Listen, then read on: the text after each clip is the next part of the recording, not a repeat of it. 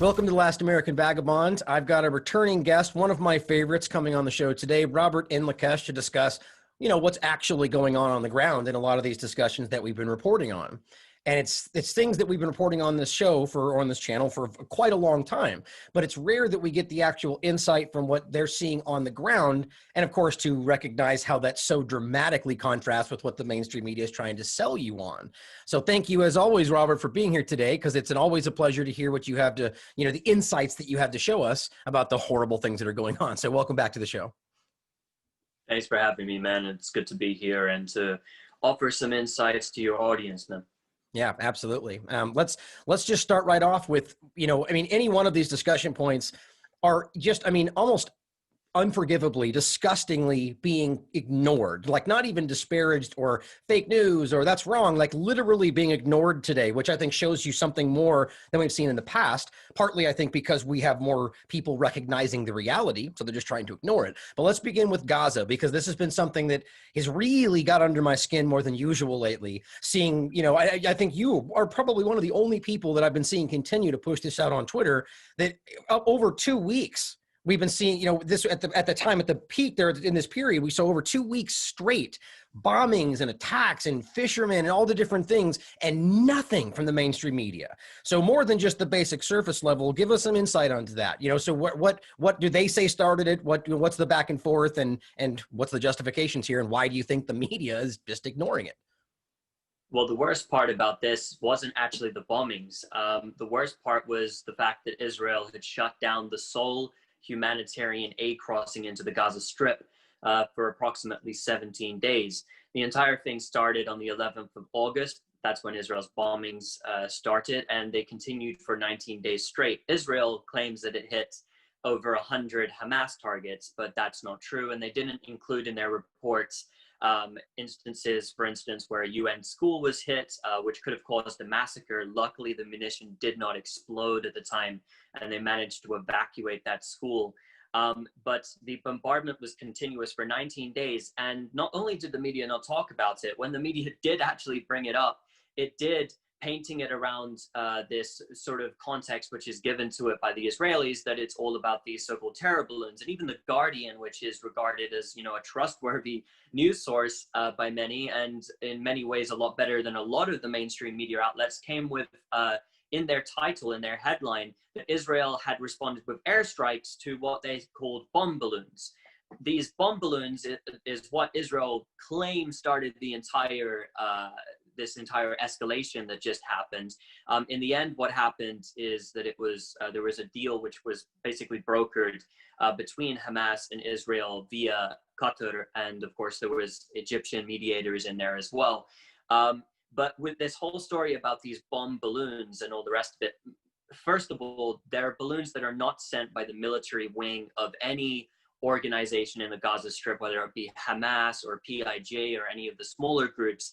They're sent by young people, teenagers, who basically get balloons, attach burning objects to them, occasionally small explosives, which there have been, I can't remember the exact number, something to the tune of about 20 of them sent, I believe. I might not be exactly precise on that number of how many were sent. Small explosions, not a single Israeli was injured or killed.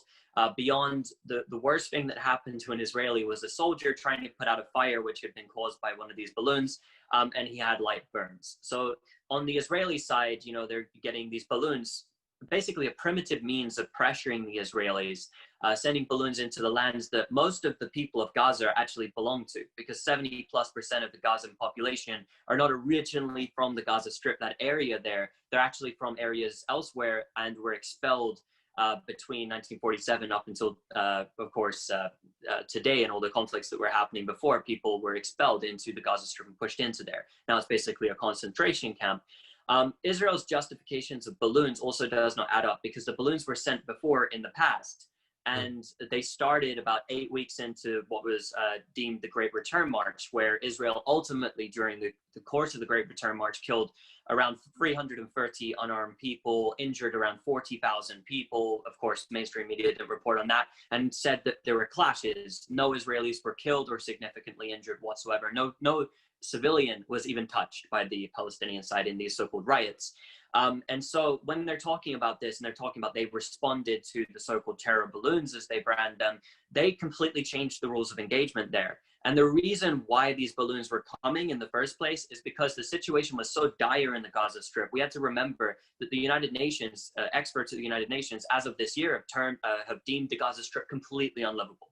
So the situation was so bad, and the Hamas government there wanted to extract better terms from the Israelis for them to allow more aid to come in, so the people, are living not as horrible of a reality that they're living. And so they turned a blind eye to these young people who would fly the balloons. Israel then said, well, instead of going to instant diplomacy, what we're going to do is we're going to bomb them for 19 days straight. Most of the bombardments didn't target anything integral to the Hamas movement or any other armed movement in the Gaza Strip. These were soft targets. It all happened late at night or early in the morning. They injured civilians. They did not injure or kill a single member of any single armed groups in the 19 days of bombardment. They didn't target anything of any real significance belonging to any armed group. And I know from sources on the ground there, journalists on the ground there who have photographed the scenes of where it has been struck, and they did not strike targets which are essential to the Hamas movement or any other movement there. So that's just complete propaganda. And the people of Gaza, as a result of not only the bombings, which of course are tormenting, they're sort of used to this at the moment. They shut down the sole humanitarian aid crossing, which meant that fuel wasn't going through. Only essential food items and essential medical items. Of course, it's not much that actually gets through to actually cater for the population there, but some was getting through. Most of it was completely cut off from the Gazan civilian population. The fuel didn't come in, which meant that the semi-operational power plant, and there's only one of them, the rest have been bombed and destroyed. And I say semi-operational because it was bombed in the past. They managed to build it up to an extent. When that was hit, that meant the people of Gaza were experiencing 38-hour plus blackouts in some areas of the Gaza Strip. This is a population of 300,000, of which from the 2 million large population crowded into the Gaza Strip don't have a direct access to water. And of course, electricity, if you have a lack of electricity, this affects hospitals, especially your ICUs. This affects, for instance, pumping out your sewage. This affects water, for instance. This affects all areas of life, of course, if you do not have electricity. And Israel was not punishing Hamas. It was not punishing PIJ or any other organization. It was punishing the civilian population. That was the target. And in the end, they caved because they didn't want to actually escalate at this time. It wasn't politically viable for them to go and bomb and kill a few thousand people in order to inflict any sort of blow on Hamas or any other group there. So that's what we saw happen, just the collective punishment of the people of the Gaza Strip, yet again, completely ignored. Exactly. And that's the thing that's ringing in my head the whole time you were saying that, collective punishment. And this is an undeniable war crime. And that's what's so disgusting about it all. And people need to understand that even if they were arguably trying to hit Hamas targets and did all the things they did, that's still considered collective punishment because this is a massively civilian, almost half of them are children, as I understand it. This is a horrifyingly disgusting situation, and it gets ignored. And on top of all of that, all the screeching and bleeding about COVID-19 and how everyone's struggling in the hospitals. And here we are with the worst humanitarian issues in the world, and they're directly targeting two of the most important things needed during something like that. And no one seems to care about it other than people like you and I. And that's what's so disgusting about it. Now, I wanted to ask you some things about the balloons and in addition to that, the idea of rockets. So here's something that's interesting to me. First of all, as you said in a previous show with us, which is so important to remember, according to the United Nations, this is an occupied territory, which means according to the United Nations and different conventions of the past, they have a legal right to armed rebellion, right? So this makes, no matter, even if you take everything the Israeli government is saying about Palestine is true, which most of it's not, in my opinion, it still makes it legal. That's what's crazy for people. That still makes the Palestinian actions legal. And and most of that, I argue, is not even actually accurate information. So that being said, do you believe that some of these balloons, or even just tie it together, some of these rockets are actually not happening, or are saying, well, a rocket was fired, And that's our justification for attacks. And again, to point out that I've referenced in the past that a leading munitions expert in Israel has openly stated in the past that the Iron Dome is really just a fireworks show and doesn't actually stop anything. So what's your assessment on that? Because I know that we do see balloons, and they do have balloons and things that they would launch, just individuals. And we do know that they do have rockets, and some in the past have been legitimate. So what's your take on that? The partial aspect of that could be fake. To comment on this time, I do think that there were 4 occasions, I believe, or maybe 5 occasions where the Hamas movement or a smaller group had fired rockets into Sderot and a number of different areas. Most of these things land in fields, by the way, and they weren't anything serious this time. In terms of them being fired or not being fired, I mean, it's pretty easy if Israel wants to, initiate something to claim this. However, in this specific occasion, I don't believe that anything was faked by Israel on this occasion, purely because I don't believe that they wanted to go to a full-scale escalation right now. So if they wanted to justify something and say that rockets were fired, they basically, most of these rockets anyway, if there's like a small escalation and the resistance movements there are wanting to respond to something, a lot of the time they won't fire anything that packs any real punch. You know, in the past, the rockets weren't rockets. They never were rockets in the past. And very few of them packed any punch whatsoever. You could describe them as fireworks. Right. And that would have been an accurate description, even in 2014. They did little to nothing, most of these rockets. You know, they had smaller mortars, which they used, which were relatively successful, but these are short range. The rockets didn't really do anything. At this stage, it does seem like the movements in Gaza have developed their munitions. So they have actually developed them into something you could really actually call a rocket now. But we really haven't seen that used much. And if you want to compare that with what Israel has, I mean, it's no comparison. A lot of the time, we'll hear from these international human rights reports, which come out from Amnesty International and Human Rights Watch. They'll try and make an equal equation of what happens in the Gaza Strip between Gaza and Israel. And part of what they do there is they say that the munitions used by Hamas, Islamic Jihad, and all the other groups there, they try and say that they are indiscriminate. They're indiscriminate munitions, so therefore they can't use them. And they give them these specifics, like, oh, you should fire it from an open area in a field. Well, there's not many open areas in Gaza, for one. And if you're going to fire anything back from an open area in a field, then Israel's just going to blow you up and kill you. So basically, they're trying to say that they can't use them whatsoever, a lot of these reports, and they can't fire anything back when their people are being killed.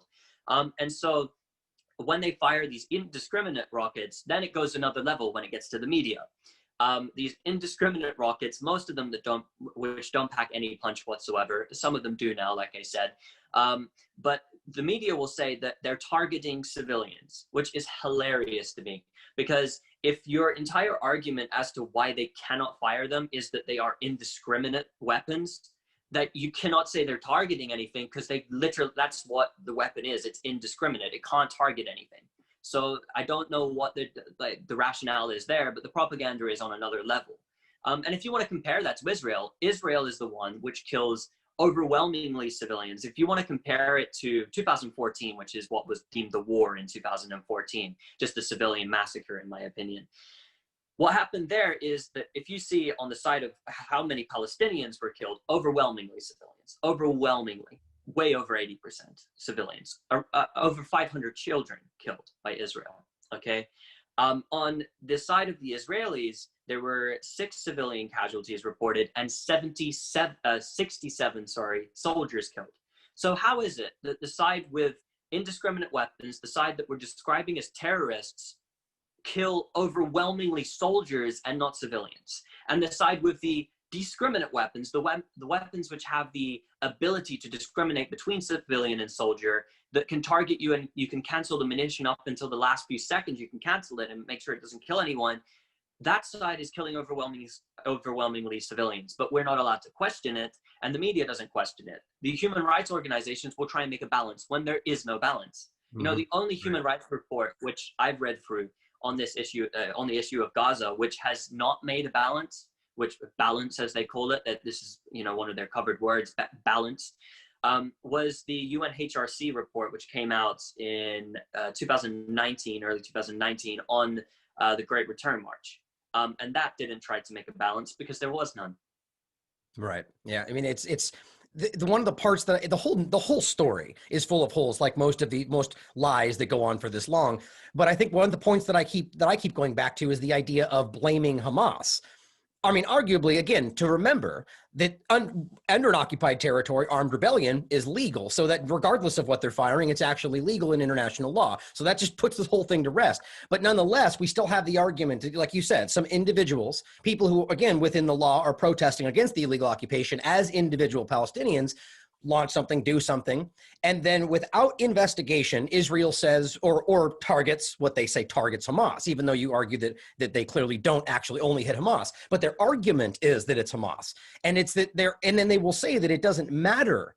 We don't need to. We hold them responsible for any. So at what other point in the world can you have no investigation, no due diligence, and then go on to bomb, which then kills civilians, and have that in any way seem legitimate? And that's what's so disheartening for me, is that it's so very clear what they're doing, the collective punishment and all of this stuff. And even if it's just actually trying, stop the bad guys, which is ridiculous based on the whole situation, they're still actively hurting the innocent people to a degree that is so much more than anything you can lay on the people they're trying to blame for this. It all just kind of falls into this preemptive self-defense kind of mentality, which is just justifying your actions. I mean, we can't consider that it could be the CIA or Mossad launching these rockets, or that it's the UAE or Egypt or anybody else that just might have a reason to step in and create some kind of conflict, yet doesn't matter. Right. And I just find that to be so on its face obvious that they're choosing to go forward with this.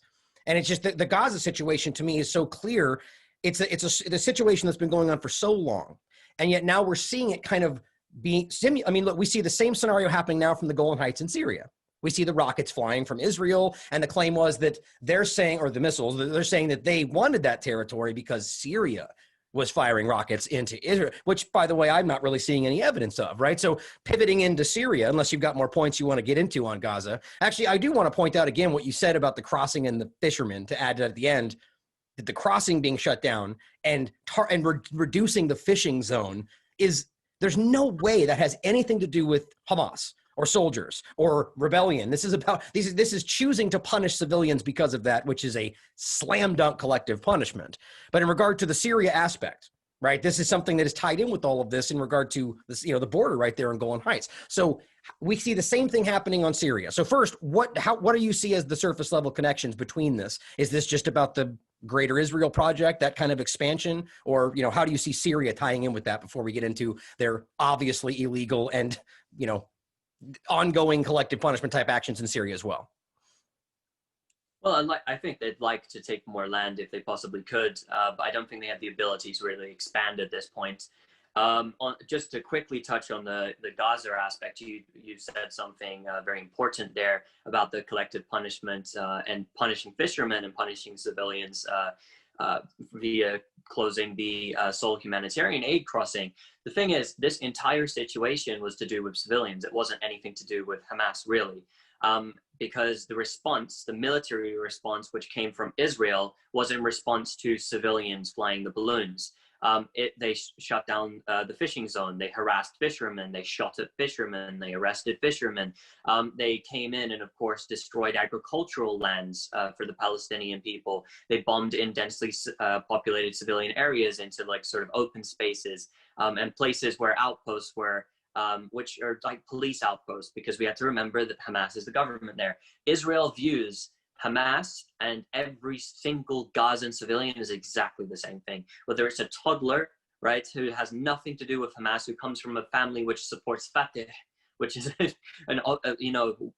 you could argue an opposing faction, although they sort of came together in a bit of a unity agreement now temporarily. Every single Gazan is the same thing. And it's this racist ideology that they look at it through, that every single Arab, every single Palestinian are exactly the same. And anything a Palestinian does is the fault of Hamas, if they like, or Islam Jihad, or any group there that they like, because they're all the same thing in their mind. Which your documentary so there's no difference. Clear, by the way. Your documentary made it very clear that that's the sentiment on the ground, right? Especially the part with you speaking to the man in the booth that we showed on our last interview. Like there's an inherent like they are lesser than in the minds of it, and that's exactly the kind of thing the Americans are pretending that we're not a part of, and that's their core ally, right? I mean, it just shows this inherent contradictory nature of the governments involved in this stuff. But please continue. But if you look into the psychology of it, you imagine, look, when we go into any war anywhere in the world, what's the first thing that we have to do? We have to demonize the people. We have to make people racist against them. We need to make people hate their ideology and everything they're about. So we need to make people hate. But then imagine the situation, like, for instance, in the old settler colonial times of Australia or the United States or Canada or anywhere else on Earth where you had these settler colonies and you've had all these horrific things happening. You have to, if you're living with the people you oppress and you're right next to them, you have to make them like insects in order to justify it. You have to make them a class lower than you, and you have to justify that in the minds of the populace, or else they're just not going to do it. I mean, if they see that they're doing this to human beings who are equal to them and they're the same as them, then they'd never be able to do it. But they have to brainwash people into thinking that. And I think we can segue into Syria with this, because it's the exact same way with every single Arab for them. When it comes to Syria, last week, the attacks on Syria were completely unprovoked. Absolutely no provocation at all from Syria. Syria did not fire, even in return, after 2 consecutive days of being bombarded. So Syria was hit first. It killed 2 civilians. One was a woman. 2 people. One was a woman civilian, and the other one was a soldier, and it injured 7. This bombardment it targeted the Syrian air defense. So it targeted 5 sites which were related to the Syrian air defense. Israel claimed that, Israel didn't officially claim, the Israeli media claimed and picked up the claims of the so-called Syrian Observatory for Human Rights, which of course is one guy based in Coventry, the UK, who claims to have sources inside of Syria, even in the government areas, but it doesn't know anything that's happening. And the fact that he reports these after the Israeli strike happens, he'll then report, instantaneously that 9 Iranians died or whatever they claim. The Israeli side, or the Israeli media, that is, there's no official comment on it from the government. They don't comment on a lot of these strikes or claim them, but we know they did it. They said that they killed Iranian-backed fighters and they killed foreign fighters and they hit Iranian sites. This time, they didn't even try and hit soft targets, which belong to Iran. They didn't hit anything. Nothing at all. They then bombed the next night, which I believe they targeted Homs. In terms of what they did there, I don't actually have full details on exactly what went on there. I just didn't collect that information. But the night before, I do have full details on exactly what happened there. And the Syrian account of what happened is pretty close to reality. The claims that come from the Syrian Observatory for Human Rights, right, are complete lunacy. They have nothing to back them up. Just well out there claims, which show that these Syrian opposition types, like the Syrian Observatory for Human Rights, will back up the Israelis because it makes them look good.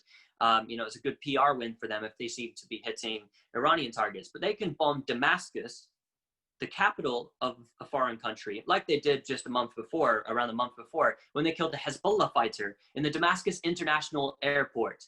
Right? He wasn't actively fighting at the time. He was a member of Hezbollah, right? Ali Mohsen, right? And when he was killed, this created this whole massive affair with Lebanon, where Israel was waiting for the response of Lebanese Hezbollah because they've just killed a member of Lebanese Hezbollah. So they go and overseas and they kill people in foreign countries in the Damascus International Airport, and they continue to strike Damascus. There's no return fire whatsoever from Syria. There's nothing. And the United Nations doesn't bring this up. The international media doesn't bring this up. Nobody questions them. There's nothing. Human rights organizations aren't talking about the civilian who was killed by the Israeli strike, which is, of course, this is a war crime. This is something that can provoke a war. This is a declaration of war, if you like, on a foreign country by violating the sovereignty of that country, often using Lebanese airspace as well, violating the sovereignty of 2 countries in order to commit these strikes. And they're not going after Iranian targets most of the time. And anything they normally hit, which is attributed to Iran, it's normally like these small weapons which don't mean anything. And it's this symbolic stuff that they hit. And they get a PR win out of it for Netanyahu. So it's basically like, we can bomb anyone, anytime we like, in any single country, but then we're going to complain when somebody threatens us or if somebody returns fire. That's the ideology. We can keep bombing, we can keep killing, we can keep, because these aren't human beings. These aren't equal human beings. Right, exactly. And the rest of the Western world agrees with this. No, I was just going to say But unfortunately, not the civilian population. sorry, there's a delay. Sorry about that. I was just going to say the other way around. The best way to look at it is that if you were to simply switch the entities, just simply switch it, the whole world would be unturned, right? Everybody would be, the media would be all in a big swirl. Oh my God, they attacked Israel. It would be out of control. And yet it's the other way around. Even we see civilians dying and no one even talks about it, which is that original point that I brought up. It's amazing that they won't even talk. It used to be that, oh, all Palestinians are terrorists, or Palestine never existed, or, these ridiculous things that we all seem to know now are that should show us that they lied up until, it's ridiculous. The lies are all coming out and now they're just ignoring it. And it just disgusts me. But so they continue to do it, blaming him, saying, Iran bad guy, even though Iran is allowed to be there. There's no legal justification, even if Iran was there, even if Iran is and was selling weapons, or those things are all allowed, just like Israel and the United States do to people all around the world. And yet they still continue to use that as justification. And the UN, likewise, backs the idea that this is a sovereign country and that they're violating. It's just incredible to me. So what do you think this is about? Right? What do you think the logic is of, not necessarily the larger point of just trying to expand, but why is it that they even took these actions? And then for me, speak on what your sources said in regard to, the ultimate idea versus what they claimed that they hit Iranians versus how it was all Syrians, which you kind of already touched on. But why do you think they're doing this? Well, there's a number of reasons for them committing these strikes. Above and beyond all, I think they do want to go after the Syrian air defense. They don't like the Syrian air defense being strong in any way, and they've dealt great blows to Syrian air defense. That's one of the aims. Another one of the aims, of course, is a PR victory for Netanyahu. And also to claim that they're combating Iran, and also maintaining this illusion that Iran is right on the doorsteps about to launch these killer drones and these huge attacks on Israel. And of course, when we see them report these things, they don't give you any context. Like you just noted, Iran is allowed to be in Syria. It was invited by the Syrian government. Why is it, if they have such a problem with Iran being inside of Syria, why don't they have a problem with Russia being inside of Syria? Because they're also inside of Syria, invited by the government and helping the government defeat Daesh, Al-Qaeda, and all the other groups that are fighting against the Syrian government. And so it's a political thing. And it's the same reason you'll hear them going on about these Iran's ambition for nuclear weapons all the time, creating this illusion of a threat that they're under.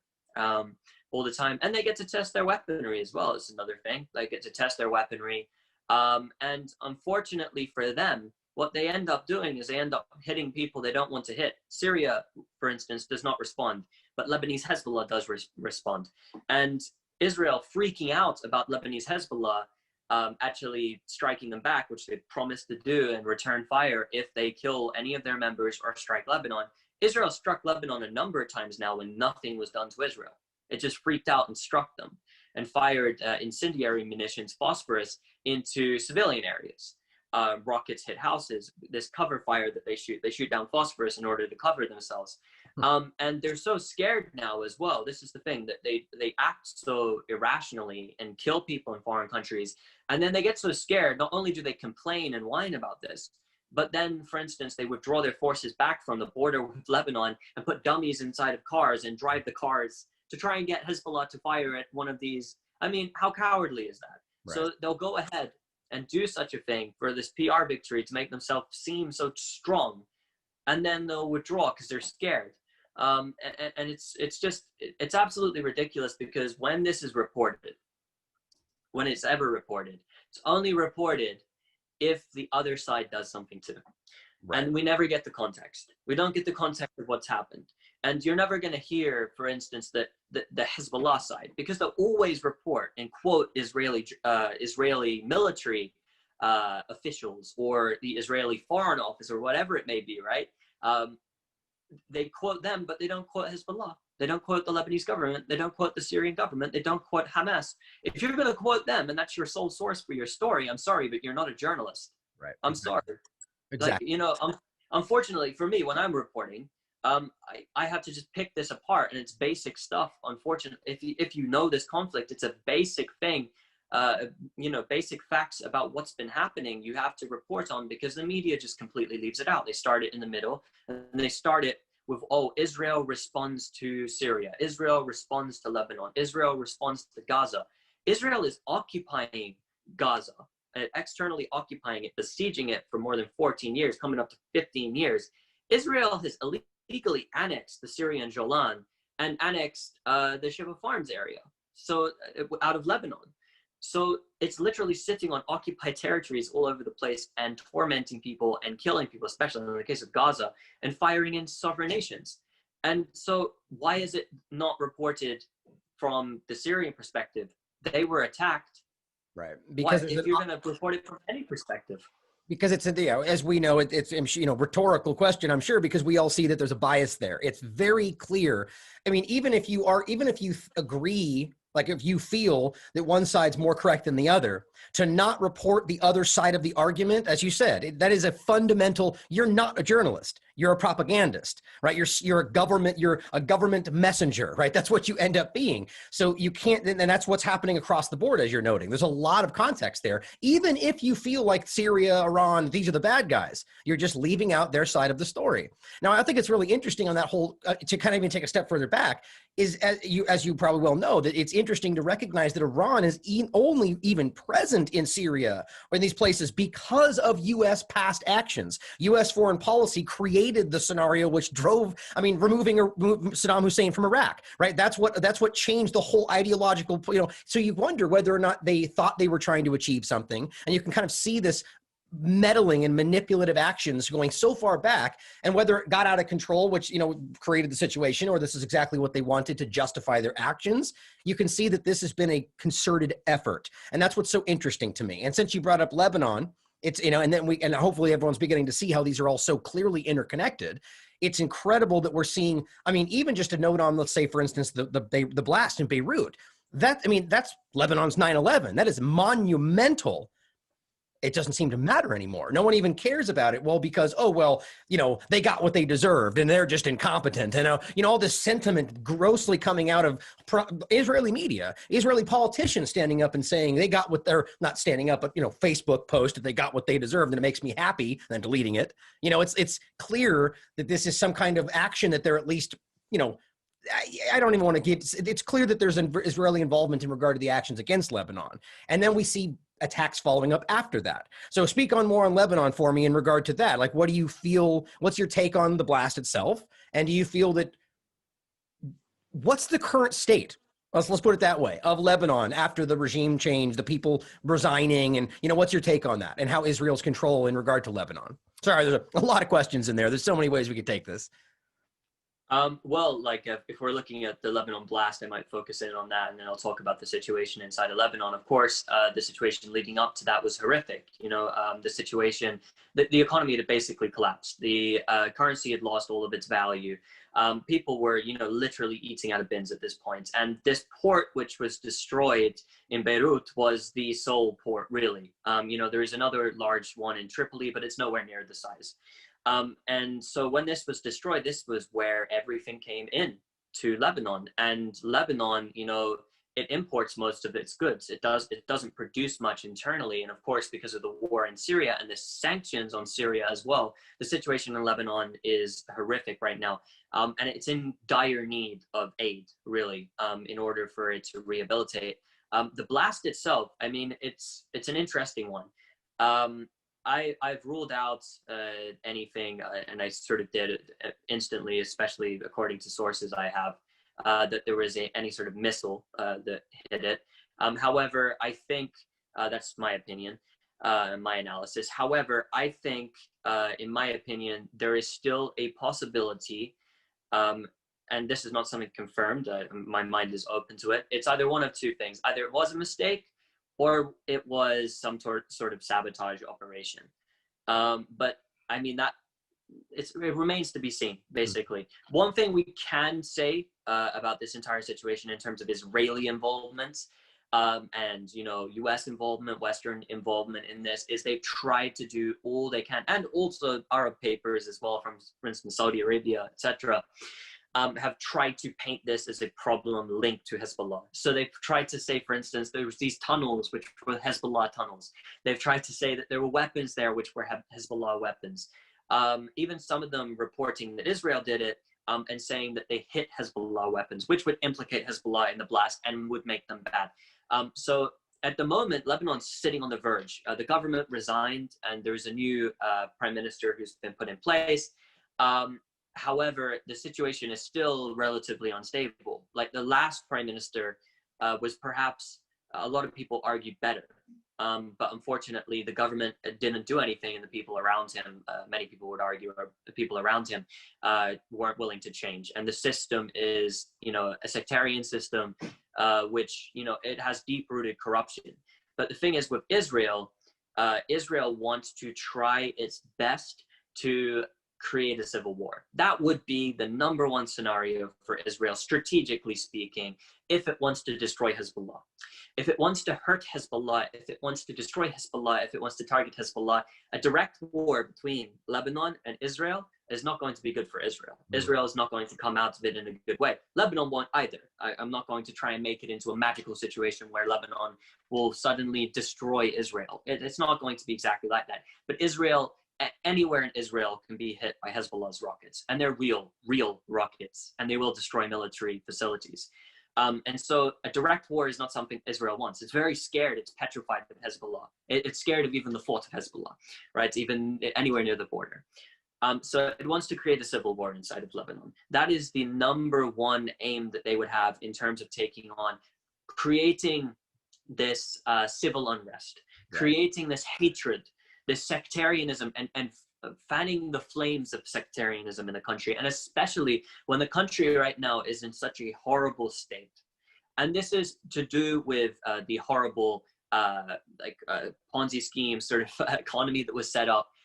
In large part, the economy was set up to exist this way, and Lebanon was set up to basically burn via the IMF and the World Bank, and also, of course, these Gulf states as well.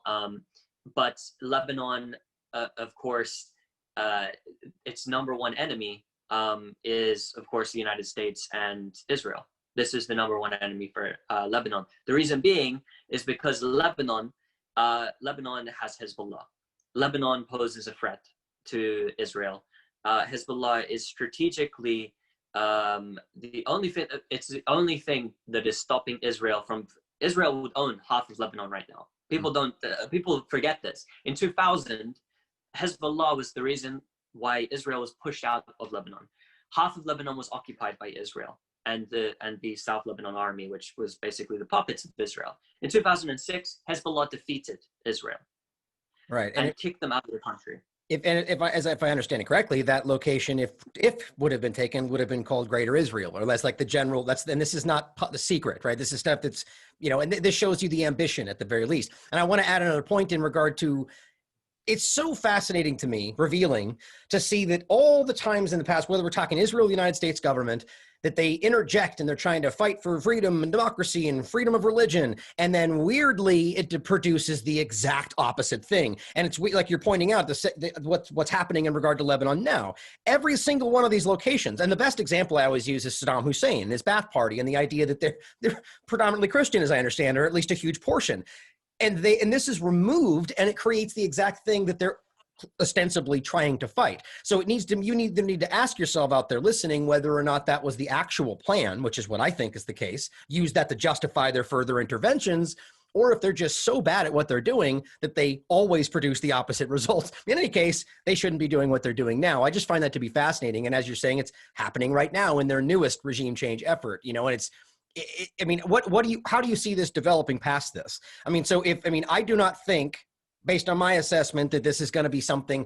Let me put it this way. What I see happening is that the United States, as usual, will use the justification of what you're talking about, the civil war, the unrest, to push in and try to create what they want, and as they've done with all these other locations. Does that seem like a fair assessment?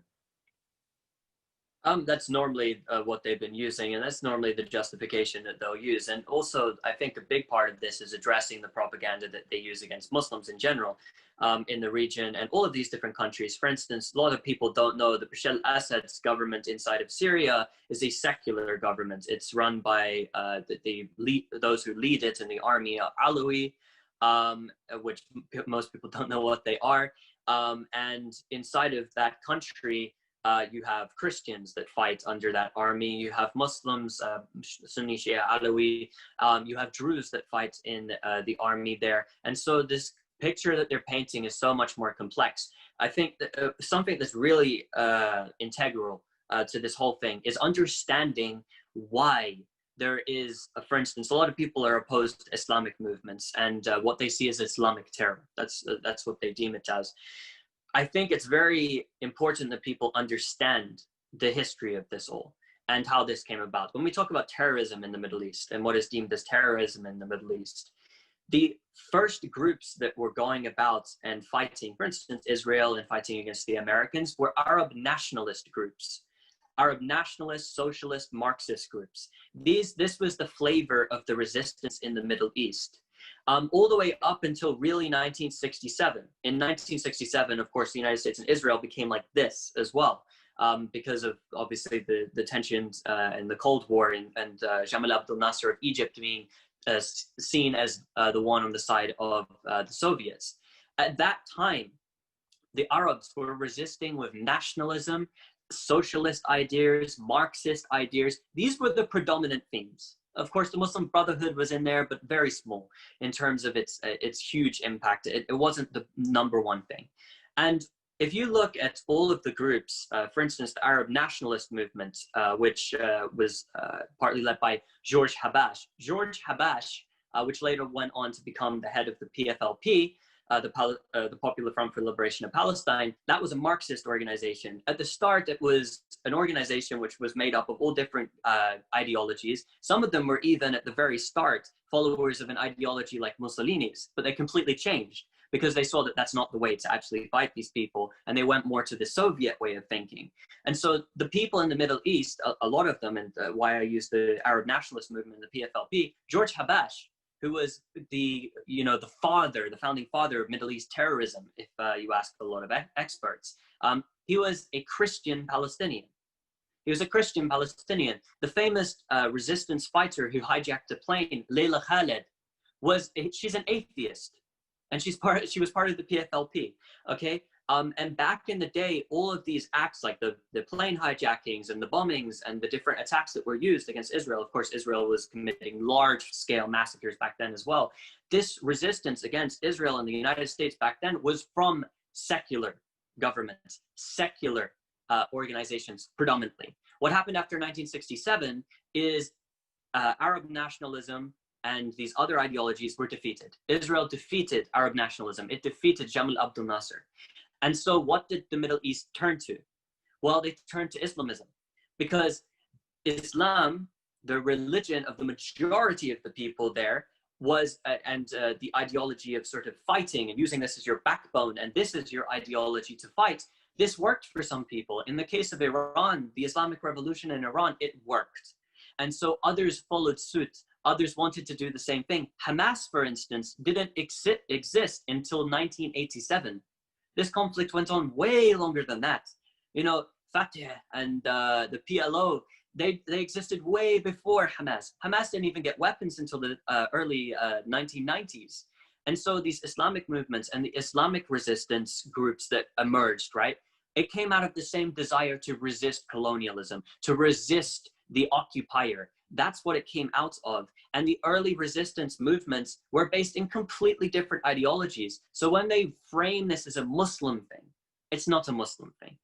And they frame this as some sort of, they're all sectarian and they hate each other. Until the West came into Iraq, there was not a single suicide bombing. Until the West came into Iraq, the Sunni Shia tension was nothing. Until the West came in and helped the illegal invasion, really, through terrorist forces, proxies, into Syria, it was not a sectarian country. Still lots of people there. They don't care whether you're Christian or you're Sunni or Shia or Alawi. No one cares. You're just Syrian.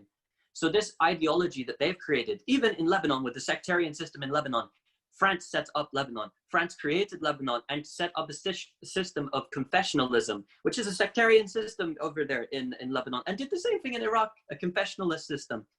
And so when we look at it and the influence and the fanning the flames of terrorism and Islamic hatred, or a hatred of from Christians towards Kurds, or Kurds towards Christians, or whatever it may be, it has been fanned specifically and created specifically in order to make people fight and kill each other based upon religious ideology. Because the best thing that you can take hold of to make people kill each other would be a religious ideology over like a Marxist ideology versus a nationalist ideology, a right or left wing. You know, it's easier to make people identify with their religion, because, you know, your religion, if you grow up around people who are of this religion, you practice your faith, it's a lot stronger, and it's something that you can hold on to a lot stronger than, and identify somebody by more than, say, they're a Marxist, right, for instance. So this whole conversation, it's never framed in a proper way. And I wish more people knew this stuff and they knew how this emerged. We have fanned the flames of this. We are the ones that helped create Al-Qaeda and the Taliban, because we wanted to fan the flames of this and make them come up and build them. And we in the West, our governments, would be the backers of the Islamic resistance movements. Didn't work it for all of the Islamic resistance movements, but they would be the backers, and then they could use them in what way they want to fight other legitimate groups that sprung up and kill those people and make sure that they have no control in their own countries. And so the West can take control. Very interesting. Yeah. And so, I mean, we should note that Syria, as I understand it, has, I think, one of the largest Christian populations in the Middle East. And that's just, you know, they act like that's, you tell that to somebody who believes the mainstream narrative and they'll just say, that must be fake news. That can't be real, you know? And so here's an interesting question on this topic then. So at least the argument is, and I think this is the reality very clearly, that, as you pointed out, they actually leaned into the very thing that they're trying to fight. And that is being used as the justification, and even used as a backward way of fighting other legitimate versions of the things that they're actually trying to use. But to what degree are those things actually not real, as opposed to them creating actual, you know, ideologues and people fighting for this stuff? To what degree do you feel that some of these are just fake, like actual operatives acting like that and then bringing in people underneath them? Or, you know, to what degree do you think that is a part of the situation? There's many cases where we've tracked down and we've confirmed that there are agents operating. Al-Qaeda is an obvious example. Daesh, ISIS is an obvious example where there are clearly, I mean, not by any stretch the entire group of people which were included, you know, the hundreds of thousands of people that were, you know, members or joined or went places and did terrorist attacks or whatever. Not all of them are operatives or know that they were working for a Western cause, for instance. But, you know, obviously the obvious groups, there's lots of different terrorist organizations, not only just in the Middle East, throughout Africa too. They do the exact same things. It's the same model for Africa, by the way, and in South America, exact same model. It varies, and they use different things to play on, right? Different ideologies. But if you look at different groups there are a few legitimate groups in the Middle East, and these legitimate groups are the ones that are getting killed and pounded, and their people are being besieged. And anyone that offers any support to them is classed as being the exact same as the fighter with the gun. And this is the way that the resistance in the Middle East, in terms of attaching it to an ideology, has developed. When people are pushed, their back is up against the wall and they have nothing, they go to whatever they can to try and fight and free themselves. And that is how Hezbollah emerged. That's how Hamas emerged as well. That's how all of these Islamic Jihad inside of the Gaza Strip as well, the Palestinian and Islamic Jihad, that's how they emerged. They did not emerge just randomly because these fanatic Muslims wanted to blow things up and kill people. This is so simplistic. It's so stupid, because a lot of these people, you know, a lot of their relatives are members of completely different groups who believe in Marxist ideology or, you know, left-wing ideology, right-wing ideology. It's all over the place. The resistance groups are so vast inside of the Middle East, but the popular ones are the Islamic ones, because the Islamic movements are the ones that have won so far. This is the thing. This is why they're held to, because they are seen to be the ones that have actually won.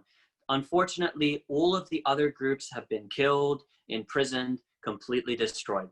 And Arab nationalism was completely killed, unfortunately.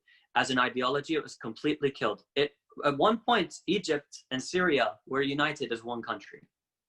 People don't know this. They were united as one country. That scared them so much, because you imagine a strong Middle East combining all of these countries. Right. It wouldn't be a very good idea, you know, if you're wanting to claim the resources of this region, if you're wanting expansion in this region, if you have different aims and ideologies for how you want this region to function, you have to completely change this and destroy this. And they tried to destroy it. And as a result of this, Islamic resistance arose. And when Islamic resistance arose, what did they have to do? They had to try and co-opt as many movements as they possibly could. And it's unfortunate, but it's a reality. Yeah, and I mean, and look at what happened with Egypt, right? I mean, just where's my favorite dictator, right? That's Donald Trump when the new guy walks in, right? I mean, it's clear that they, exactly what you said, they are just simply toppling the people and the groups as well as the countries and the leaders around them to take this control and drive it in their own direction. And I think the overarching point back to that other discussion was that whether or not they're operatives or the idea is that to a large degree or to a certain degree, to some in regard to this discussion, you can see that these groups are not the ideologues they try to make them out to be, but it's their ideology is being used to drive the movement as opposed to the other way around, right? And there's a manipulation there. And then you need to understand the operative part as well, because we have to know that that's happening. I mean, the evidence is through the roof. I mean, Syria, that just got completely exposed, the, moderate rebels. It's just a joke, right? And so now what we need to do is realize that that's happening on all these other situations that we're talking about, that you're talking about today, and then see how incredibly connected they all are. And then on top of that, see that all this is happening in the middle of what we're being told is the worst pandemic in history, and they just don't care about the human life involved in all of this. So the last point here, what do you think in regard to all of these different locations? I mean, first, I think it's incredible that we can see that they're allowing this to happen, doing this during this situation. But what do you think will be the ultimate outcome here? And do you think that COVID-19 will play a factor in the outcomes of these agendas in regard to all the countries we're talking about today? We've seen an economic sort of reshuffling. So whether that will drive them to go to more wars or not, or it will make them rethink different strategies because they've been able to sort of, with the stimulus bill in the United States, for instance, and all the money that they've given to prop up the stock market and, corporate bailouts, basically the largest in history. They've been able to restructure their economies in order to make it work in a certain way. So in terms of whether they're going to create more war, I mean, that's always expected. My suspicion is something more could go on inside of Iraq. There is a possibility of an escalation at this point. I'm not saying these things are 100% correct, but just calculating it. I do believe there's still a possibility towards the end of this year that we could see a conflict, maybe a battle of some sort between Israel and Lebanon. At least a battle, I assume, will happen, like a small battle and escalation will happen. The Gaza Strip could come under attack.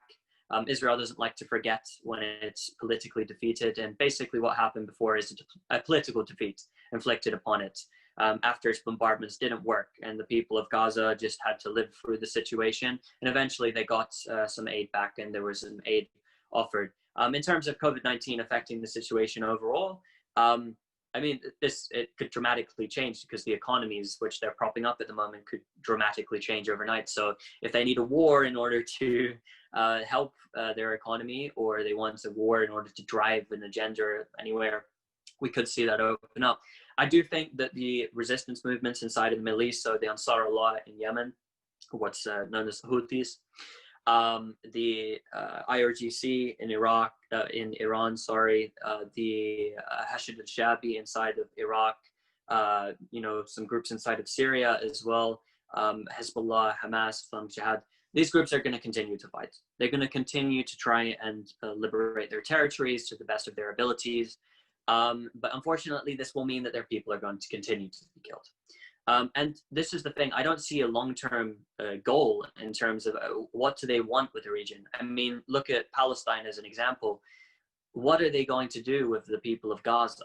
Are they just going to wait for them to all, get so sick from, disease, which is going to overcome them and is rising, starve them, take away their water? Are they going to try and expel them into the Sinai in Egypt? They have no clear strategy. And they don't even have a strategy to confront any of the groups which want to fight them, which would be willing and happy to fight them if they're attacked and their people are attacked, because they do want to liberate and they want to fight. And that's part of their ideology.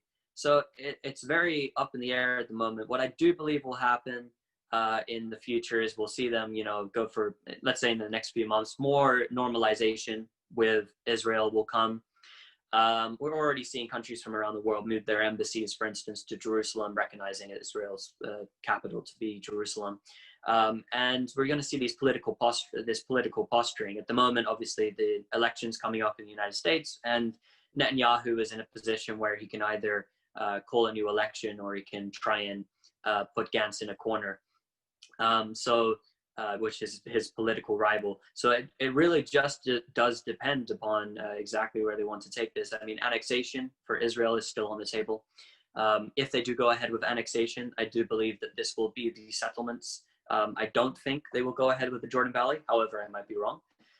So a lot of things are up in the air at the moment. And to comment too far in the future would be a difficulty at the moment. I mean, a few years ago, you could almost see the future on the horizon and see what is going to happen in the coming months. But at this moment, you know, we never know. Nuclear war could be tomorrow and we could wake up and everything's gone. So it's a bit of a confusing situation at the moment.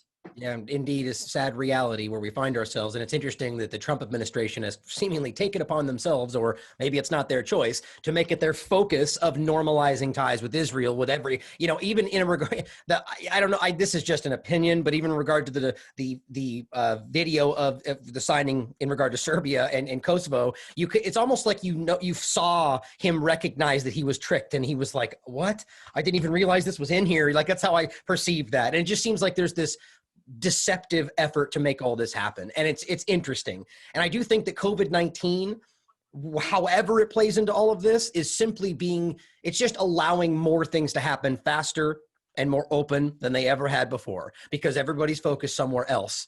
And I think at the end of the day, the whole point of what we're talking about, and I feel like the whole point of why you're doing what you do and why I'm doing what I'm doing, is to focus on the fact that there are innocent people in every single one of these locations that are dying, that are starving, that are suffering disease because, not as a but because of the actions of the Israeli government, because of the US government and all the other lackey states that they work with. And it doesn't matter your opinions, politically or right or wrong, their lives matter, right? I mean, we're in this weird situation where we're talking about how, see, these lives matter, but we don't care about, you know, Yemeni lives or Palestinian lives. But, you know, we bluster about how we care about everything over here, but we just pretend it's not happening because of politics. We need to remember that people are suffering over there. And that's why I respect your work so much, Robert, because it's so readily apparent that you care about those people. You fight for the people that don't have a voice. And that's what we need more of. So thank you so much for being here. Is there anything else you'd like to leave for anybody? Your social media links or anything else? You can find me on Twitter. I try and update as much as I can, especially about Palestine on Twitter. On Facebook, if you like. I have a YouTube channel, and I send people over to my documentaries that I just made in Occupy Palestine. And, you know, I try and cover, to the best of my ability, the side that's not shown, and try and pull apart a lot of the lies of mainstream media reporting. Unfortunately, they don't, you know, it's very rare that we see them reporting in a really nuanced way and an objective way. They don't. And so, unfortunately, people who care about the individuals who are being killed and targeted, and I've seen this stuff with my eyes living in Palestine, you know, people like myself have to take up the task being a journalist and confront their lies. You know, unfortunately, I spend most of my time confronting their lies. And, you know, I would have a lot more time if they just did not lie and they reported the truth, and I could go ahead with reporting all of the stuff that's on the ground and not spending so much time having to debunk everything that they say. And the real reason I made my documentary series in Palestine, showing you the Palestinian perspective, is because we have the Israeli and the American perspective on this already. I wanted to show what Palestinians say and what human rights organizations and representative bodies have said about what's going on there. And so you can see the other side of the story, which they're not going to show you. And that's why I made those documentaries. And really, this is why I do all of my content, because I hate seeing all of my friends have to suffer, and I hate having had to have seen it in person as well. And the fact that it is going on in this day and age where we're trying to claim that we're so advanced and so enlightened. But in fact, we're exactly the same as we were all the years ago that we talk about all the horrible atrocities in the past. We're doing the exact same thing right now. And it's best that, you know, shows like this exist so that we can discuss everything that's going on, and all the different angles, and discuss nuance and talk about these different things. So thanks a lot for having me on. I know I've spoken a lot today, but thank you so much for having me on, and thank you. Yeah, I mean, that's the best part, listening to what you have seen, and that's, take as long as you want. I made this joke with somebody else who was interviewing. It's like, no, that's where we get the best information. When you just off the top, you're just letting it flow, and there's so much information in there that we need to see. And I think what's interesting, the point you made there to end here, is that they are in fact embodying, like being the very thing that they pretend we're past, that we're above, that, of course, only where it pertains to our locations. But over there with those lesser than people, that just doesn't apply, and it's disgusting and it's hypocritical. And I think what you pointed out there in regard to yourself is exactly the kind of thing that drove me to do this today. That, if I heard you correctly, we're just, average people that just saw this need and just felt that, is nobody else going to do anything about this? Like with the media and and that we saw the gap, the chasm of lack of integrity in the media, and just said, well, I would do something about it, right? I can't do nothing. And so we were just average people that just took it upon ourselves to, and they try to make it out to be something that's manipulated or driven by some agenda. And it's just, no, we're just trying to change, and that's what it really comes down to, trying to change the world for the better. So I also want to I'm glad you mentioned the documentary, because I will include both of those below. Part 2 of Robert's documentary is out right now, so I hope you will check it out. We talked about part 1 last time. It's a slam dunk. It's exactly what you need to see about what's going on. At the very least, it shows you a different perspective. So take some time to understand it, look at it, share it. So thank you again, Robert, for being here. And as always, everybody out there, question everything. Come to your own conclusions. Stay vigilant. This is the Defense Minister, Moshe Yaalon, talking just a couple of weeks ago. Israel is going to hurt Lebanese civilians, to include kids of the family. We went through a very long discussion. We did it then. We did it in the Gaza Strip. We are going to do it in any round of hostilities in the future. That's the Defense Minister. This is the Military Chief of Staff, Benny Gantz. The next round of violence will be worse and see this suffering increase. He headed up the military assaults on Gaza, the last 2. This is the Minister for Education in the Netanyahu government. There will never be a peace plan with the Palestinians. I will do everything in my power to make sure they never get a state. He also said, if you catch terrorists, you simply have to kill them. I've killed a lot of Arabs in my life, and there's no problem with that. This is the Minister for Justice. Palestinians are all enemy combatants. This also includes the mothers of the martyrs. They should follow their sons. Nothing would be more just.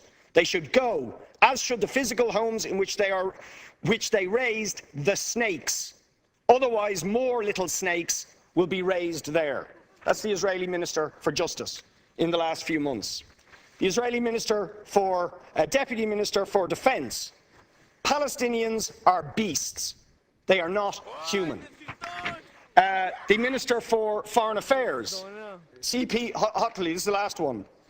My position is that between the sea and the Jordan River, there needs to be one state only, the State of Israel. There is no place for any agreement of any kind that discusses the concession of Israeli sovereignty over lands conquered in 1967. Now, these are the official statements of several ministers of the current government of Israel. In one case, actually advocating genocide of all Palestinians, including children, and calling them snakes. Now, can I ask you, Taoiseach, do you not think that if we're defining terrorism, that is the language and thinking of terrorists, that it is absolutely unacceptable in civilized politics, in civilized international relations, for the heads of government of a state that we carry on normal relations with and who you met in Paris to advocate those sort of views when we know they have also led on to the deaths of thousands of Palestinians, innocent men, women and children? What have you to say, Taoiseach, about those sort of views being expressed by the Israeli government? When were Palestinians born? What was all this area before the First World War? When Britain got the mandate over Palestine, what was Palestine then? Palestine was then the area between the Mediterranean and the Iraqi border. You say there is no such thing as a East and Palestinian. West Bank, no. East and West Bank was Palestine. I'm a Palestinian. From 21 until 48, I carried a Palestinian passport.